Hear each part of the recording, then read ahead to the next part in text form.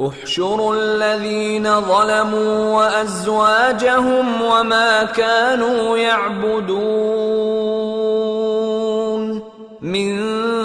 دون الله فاهدوهم إلى صراط الجحيم وقفوهم إنهم مسئولون ما لكم لا تناصرون بل هم اليوم مستسلمون وأقبل بعضهم على بعض يتساءلون قالوا إنكم كنتم تأتوننا عن اليمين قالوا بل لم تكونوا مؤمنين وما كان لنا عليكم من سلطان بل كنتم قوما طاغين فحق علينا قول ربنا إنا لذائقون فأغويناكم إنا كنا غاوين فإنهم يومئذ في العذاب مشتركون إنا كذلك نفعل بالمجرمين إنهم كانوا إذا قيل لهم لا إله إلا الله يستكبرون ويقولون أئنا لتاركو آلهتنا لشاعر مجنون بل جاء بالحق وصدق المرسلين إنكم لذائق العذاب الأليم وما تجزون إلا ما كنتم تعملون إلا عباد الله المخلصين أولئك لهم رزق معلوم فواكه وهم مكرمون في جنات النعيم على سرر متقابلين يطاف عليهم بكأس من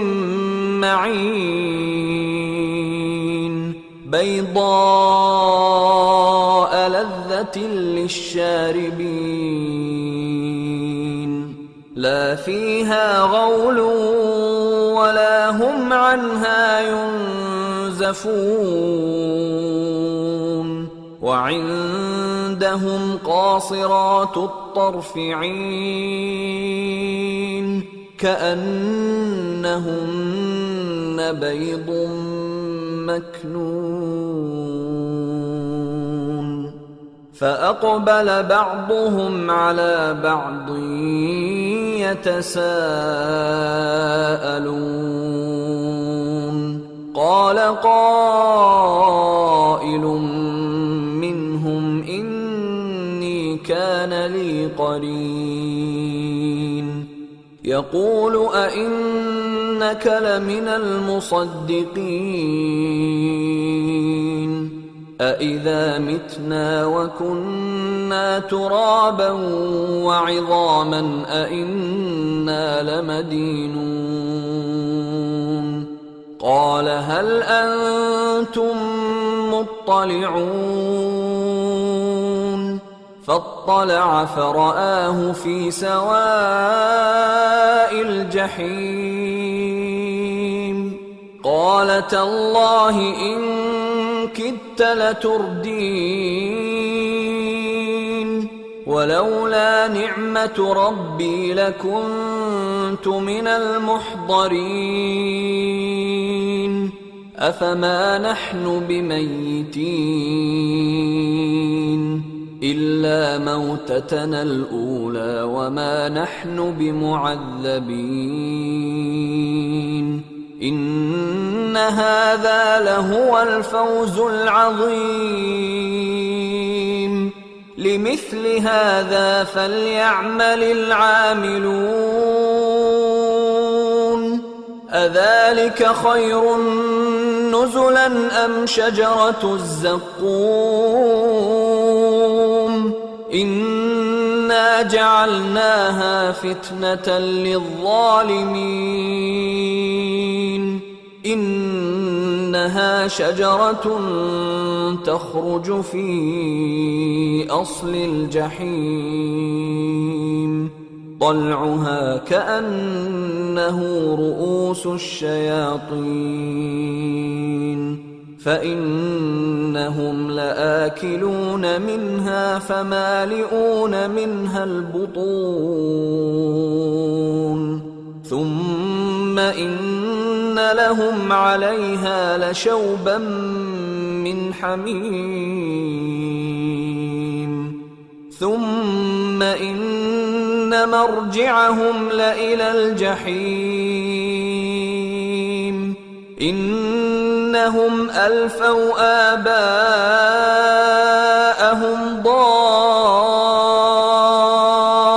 ضالين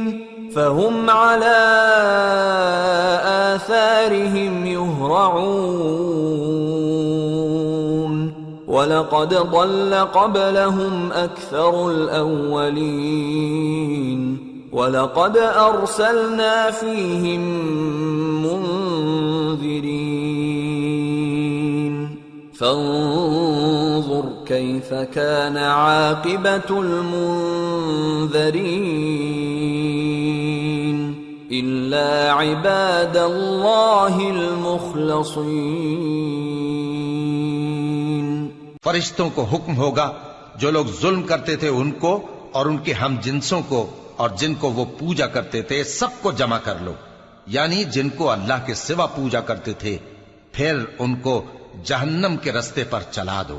اور ان کو ٹھہرائے رکھو کہ ان سے کچھ پوچھنا ہے۔ تم کو کیا ہوا کہ ایک دوسرے کی مدد نہیں کرتے؟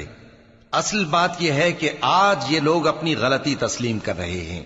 اور وہ ایک دوسرے کی طرف رخ کر کے سوال و جواب کریں گے۔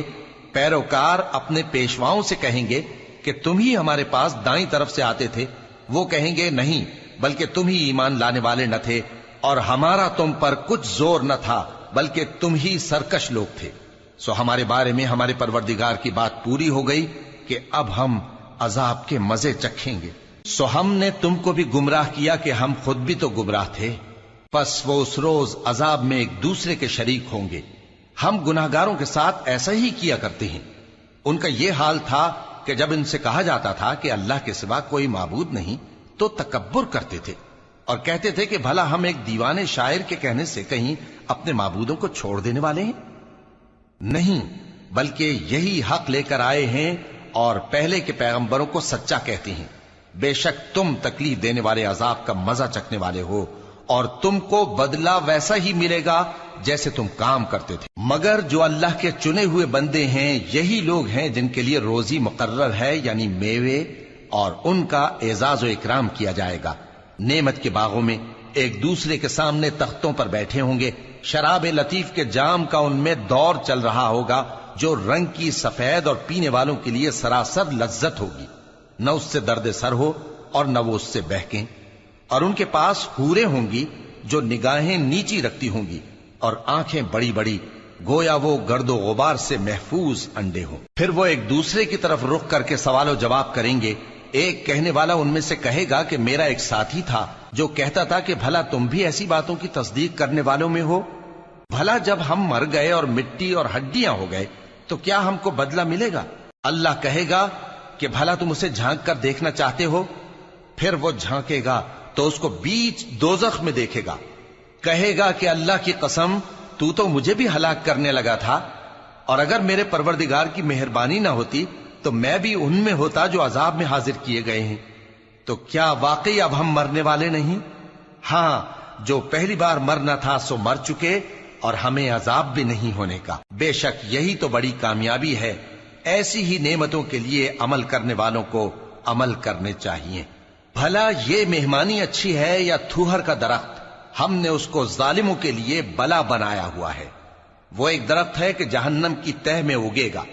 اس کے خوشے ایسے ہوں گے جیسے شیطانوں کے سر، سو وہ اسی میں سے کھائیں گے اور اسی سے پیٹ بھریں گے۔